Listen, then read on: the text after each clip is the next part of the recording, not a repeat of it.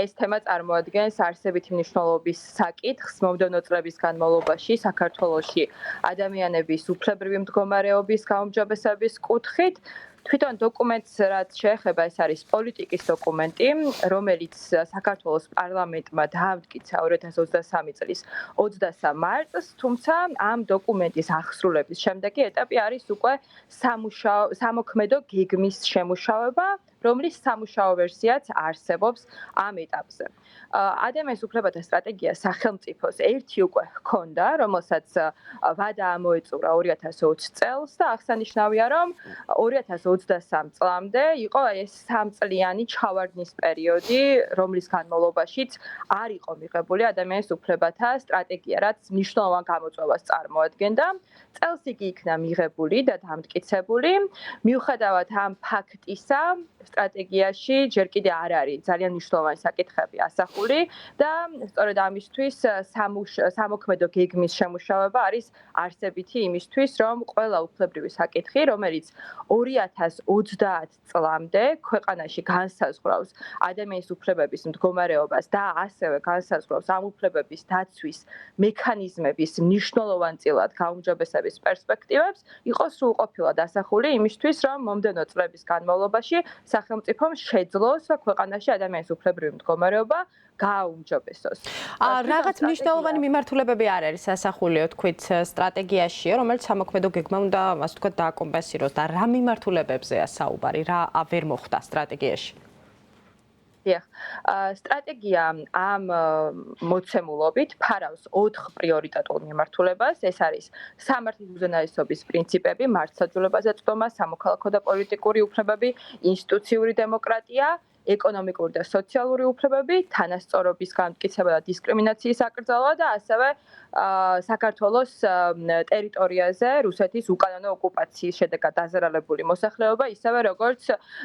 ეგრეთ წოდებულ ადმინისტრაციულ საზღვრისპირა რეგიონში მცხოვრები მოსახლეობის უფლებები. მიუხედავად ამ 4 საკვანძო საკითხის გამოყოფისა, მთელი რიგი ამოცანები და ქვესაკითხები, რომელიც ასახული უნდა იყოს სტრატეგიაში, არ არის. ასეთი არის მაგალითად LGBT პირთა უფლებრივი მდგომარეობა, რომელიც სტრატეგიის დოკუმენტში საერთოდ ნახსენებიც კი არ არის და ეს წარმოადგენს ნამდვილად არსებით პრობლემას, იმიტომ რომ თუკი სახელმწიფო ვერ აღიქვავს ამ ჯგუფის წინაშე არსებულ ძალიან მნიშვნელოვან გამოწვევებს, რომელიც გამოხატულებას პოულობს,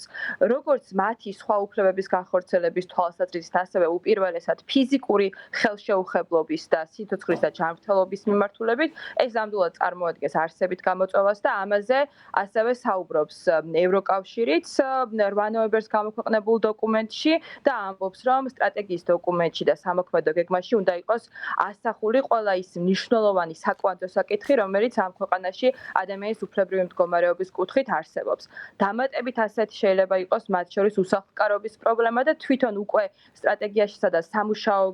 სამუშაო ფორმით გამოქვეყნებულ სამოქმედო გეგმის ნაწილში ასახული საკითხებიც კი არ არის სრულყოფილი, ძალიან ზოგადი არის და ვერ ფარავს ამ ეტაპისთვის ჩვენი შეფასებით იმ მთავარ საკვანძო მიმართულებებს, რომელიც არსებითი არის ამ პრობლემების გადასაჭრელად.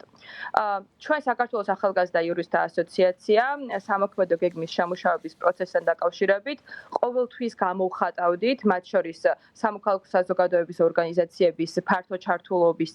თვალსაზრისით მზადყოფნას იმასთან მიმართებით, რომ თუკი იქნებოდა ჩართულობის ჯეროვანი ფორმატი შემოთავაზებული საქართველოს მთავრობის ადმინისტრაციისგან, ამ პროცესისთვის მაქსიმალურად შეგვეწყო ხელი, იმიტომ რომ ეს საკითხები ასევე წარმოადგენს საქართველოს მიერ კანდიდატის სტატუსის მოპოვების გზაზე ძალიან მნიშვნელოვან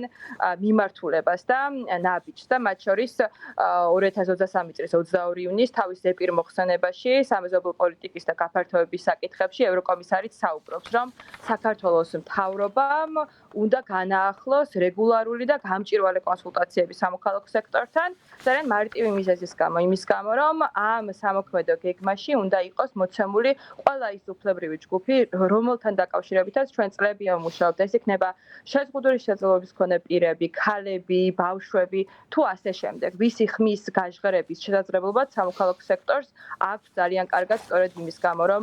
ის წარმოადგენს მათ არაერთ მნიშვნელოვან საქმეში სასამართლოში თუ ადვოკატირების სხვადასხვა გზებით.